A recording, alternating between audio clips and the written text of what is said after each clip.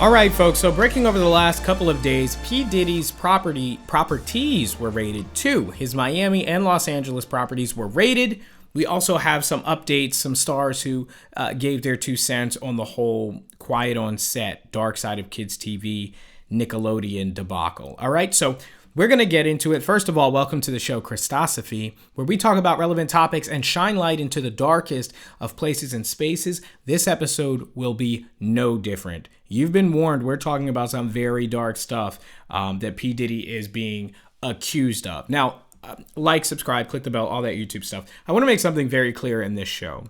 I firmly believe in the law that you are innocent until proven guilty.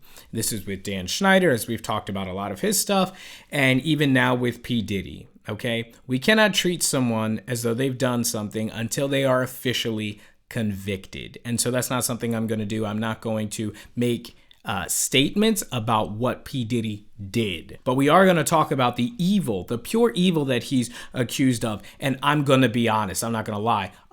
It ain't looking too good for P. Diddy right now. The accusations that are out there, as well as just the rumors that have been going on for years and years and years about the infamous, or I guess famous in Hollywood, P. Diddy parties, the Diddy parties that had all kinds of debauchery and sickness and darkness going on, involving young people, involving illicit substances, etc. Okay, so this is some of the darkest, nastiest Weinstein level stuff happening in the entertainment industry. But the reason that all this has hit the fan, and I believe what ultimately led to these 2 raids, is that just a little bit ago, before the whole Dan Schneider thing happened, Rodney Lil Rod, one of P. Diddy's producers, his ex-producer now, sued him for $30 million alleging assault of the lovey-lovey kind. I'm using all this weird language for the algorithm, obviously, so they don't ding my video. Hey, look, this stuff is really going on.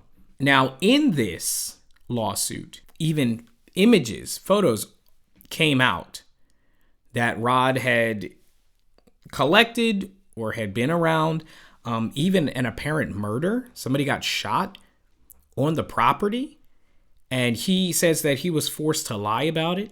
All this, why did Rod decide to sue in the first place? It was about money. He apparently wasn't going to get paid what he thought he should have gotten paid for his work on P. Diddy's album that was coming out.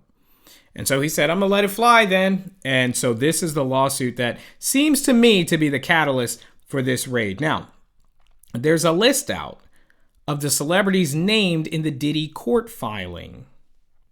This list includes the likes of Prince Harry, Smokey Norfolk, Bishop T.D. Jakes. They say a rapper who previously dated Nicki Minaj, a Philadelphia rapper. People are speculating that it is Meek Mill, but that is just a disgusting thing to be accused of. And so we're not going to, state that as true, or any of these things. All these people who are named here, again, until it's proven that they were involved somehow, we're not going to be condemning people here. We'll let the court do that. And now, actually added to the list, Cuba Gooding Jr. A USA Today article says, let's read it here. The music producer who filed a lawsuit against Sean Diddy Combs last month has officially accused Cuba Gooding Jr. of assault, naming him as a defendant in the complaint amended Monday. Great. So he's now involved. Whew, this stuff gets darker and darker. Does anybody smell a reckoning coming? I mean, this stuff kind of started with Weinstein and Cosby. We'll talk about Me Too in a minute. Then we had Dan Schneider, and now this. We must be getting close to something if the scapegoats now are the likes of Schneider and Diddy. Not to say that they did or didn't do these things, okay? What I was exposed to as a young person about the things that they would talk about, there was always this pressure to keep your mouth shut about things that made Hollywood look bad. We don't follow that rule here on this show, obviously. But if these kinds of people are now getting exposed, we're one step maybe closer to exposing the entire mechanism that allows for these kinds of people. Again, the rich, the famous, and the powerful. Now, the Me Too movement, which a lot of people have very different opinions on about how good or how bad it was. I think the truth in this instance is somewhere in the middle, because for all of the bad or the good that it did, it is setting a precedent for going after some of these people now. Now, obviously, it's a horrible thing when people get accused of doing things that they didn't do. It can ruin people's lives, and that's why this show is not going to be part of that. But the people who have gotten convicted, the people who have gone away for this kind of stuff, now there's a precedent for going after big, powerful moguls in the entertainment industry. And I think that without the Me Too movement, I don't think that we would be here right now.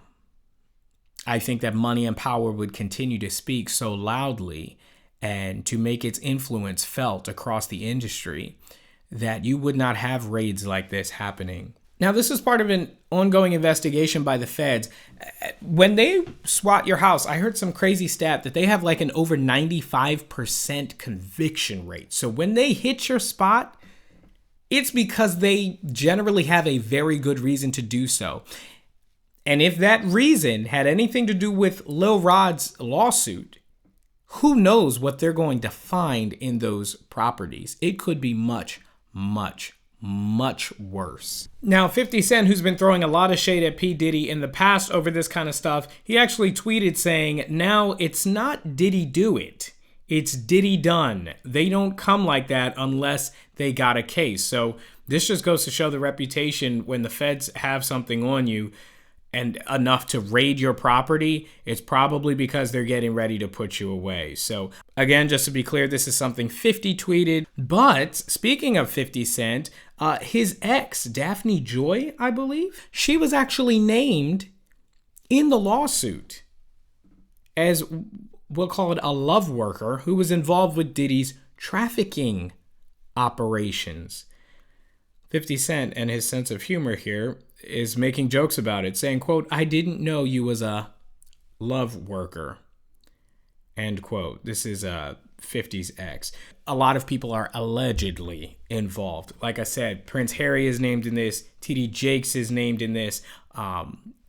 Unknown Philly rappers are named in this. So you're hitting hip hop, you're hitting royalty, you're hitting the church, you're hitting all these different things, and it just shows you how deeply rooted all this can really go. It's some wild stuff. We're obviously going to stay up to date on this whole situation as it develops, so obviously stay tuned to the channel. Now, let's talk about some of the updates with Quiet on Set, the dark side of kids TV, the docuseries that came out exposing some of the nastiness that was happening with Dan Schneider, Brian Peck, etc. This was the docuseries in which Drake Bell said that he had been assaulted himself by Brian Peck.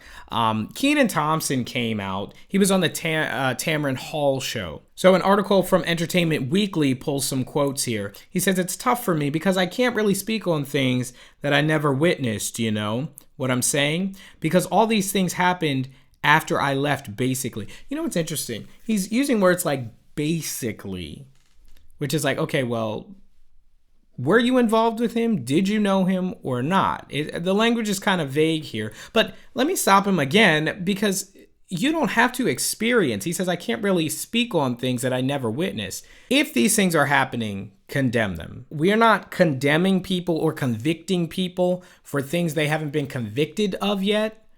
But at the same time, these acts, these actions, wherever and whenever they take place by whomever, they need to be condemned. So let's see. Let's give him a chance. Give him a chance, folks. He continues, Dan wasn't really on Kenan and Kel like that. I mean, he got a created by credit, okay, but it was a different showrunner, so our worlds wasn't really overly overlapping like that outside of all that, necessarily. See, again, with this vague language, wasn't really overlapping like that outside of all that, necessarily. So what about inside all that? And then all that negativity kind of started happening outside of our tenure there. You know what I mean? So I really wasn't aware of a lot of it. That negativity? Here goes this polished lawyer language. It's not negativity. It's evil. Thompson, who was 15 when all that premiered, also extended sympathy, great, to his fellow former Nickelodeon stars who discussed the toxic work environment they endured in Quiet on Set. Quote, my heart goes out to anybody that's been victimized or their families, he said. I think it's a good thing that the doc is out and that it's putting things on display, stories that need to be told for accountability's sake. Now that's true. People need to be held accountable. And he does say that it's a good thing that it's out. But do you see all kind of the vanilla language that's going on here? You can't tell me this isn't because he has a Nickelodeon project that he's promoting. He can't then throw shade on the company that's making the movie that he needs to sell in order to make his money. The soft language, the soft attitude toward, guys, am I crazy? This is the most despicable, these are the most disgusting things you can do to anyone, let alone children. Later in the interview, Thompson reiterated his support for the doc. Investigate more. It's supposed to be a safe place for kids, and to hear all about that is just like, how dare you? You know, it's just the whole I'm surprised and offended routine that many Hollywood stars do, acting like they've never heard of any such things. This has been going on for a long, long time. But you know what? We could be moving to a brighter day. We had the Weinstein and Cosby stuff. Now this alleged potential stuff with Schneider, with Diddy. We could be moving to a brighter day. Light is the best disinfectant, as they say. And so that's what we're going to continue to do on this show. Guys, the stuff that I'm saying does not make me popular with the left or the right or the powerful, okay? So if you want to support what I'm doing, if you want to support this channel, please subscribe, like the video, click the bell so that you don't miss when I drop new videos just like this one. Guys, continue to fight evil. I'll see you in the next one.